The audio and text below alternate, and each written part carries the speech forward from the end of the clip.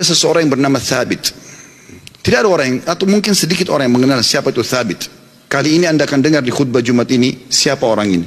Thabit rahimahullah seorang yang sederhana di kota Kufa di Irak dan tidak terlalu dikenal pada saat itu. Tapi dia termasuk orang yang bertakwa kepada Allah Subhanahu wa taala, orangnya miskin. Dia jalan di salah satu jalan di Kufa, dia lewati satu kebun apel. Kemudian ada apel yang jatuh dari kebun itu karena matang, jatuh di depan dia. Dia berpikir bahwasanya kebun apel ini, ya apel ini jatuh di jalan, mungkin sudah halal buat saya. Dia ambil sama dia makan. Sementara dia mengunyah dan sudah habis setengah apel itu, tiba-tiba dia berpikir, halalkah untuk saya ini? Bagaimana bisa saya tiba-tiba mengambil yang walaupun jatuh di jalan tanpa izin pemiliknya? Maka dia berhenti makan, sisa mulutnya dibuang. Ada yang sudah tertelan, ada yang dibuang, ada yang masih tersisa setengah di tangannya.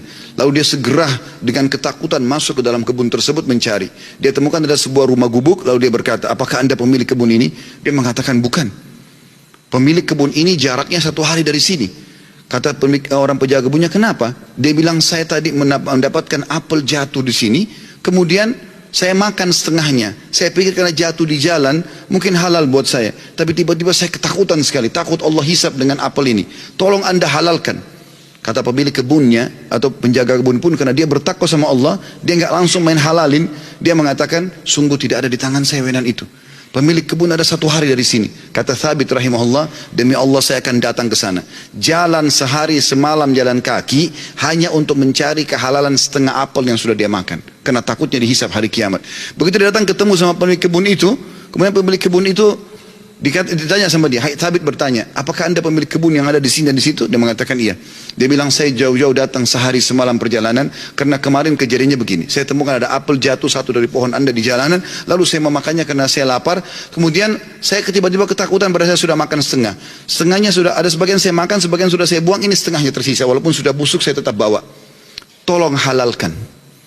Orang tersebut melihat halal gitu. Lalu kemudian dia mengatakan, pemilik kebunnya mengatakan, apakah kau jauh-jauh datang untuk itu? Dia bilang iya. Kata pemilik kebunnya, saya akan halalkan sama kamu tapi dengan satu syarat. Kata Thabit, apa syaratnya? Kau harus nikahi anak saya. Kata pemilik kebun itu, kau harus nikahi anak perempuan saya.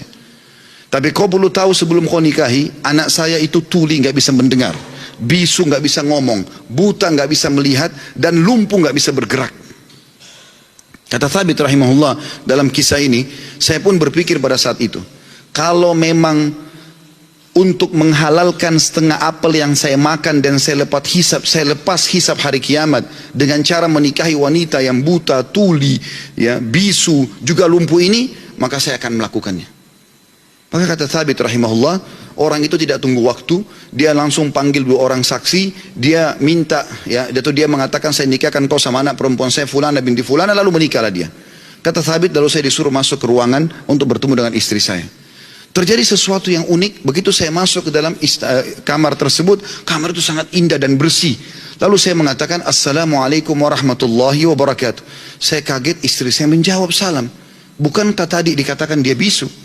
Kemudian saya mendekati dia, kemudian saya mengulurkan tangan saya, dia mengulurkan tangannya untuk menjamah tangan saya.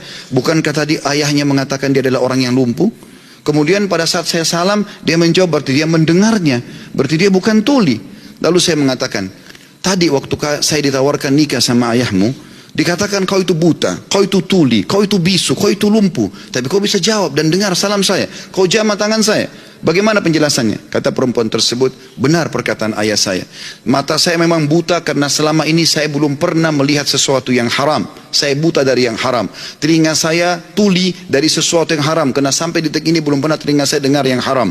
Lisan saya bisu dari sesuatu yang haram, karena tidak pernah saya ucapkan kecuali yang halal atau yang boleh saja. Dan tubuh saya tidak pernah tersentuh kecuali yang halal. Dan ayahku memilihmu sebagai suamiku karena kau telah takut kepada Allah dan meninggalkan yang haram.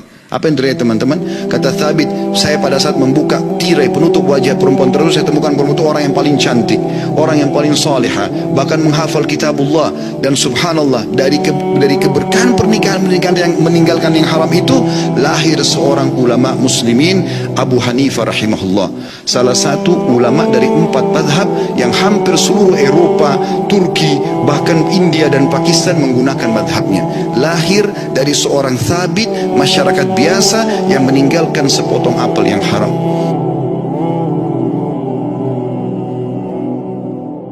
Mohon keikhlasannya untuk subscribe dan jangan lupa pencet tanda lonceng, lalu likes, dan yang terakhir share.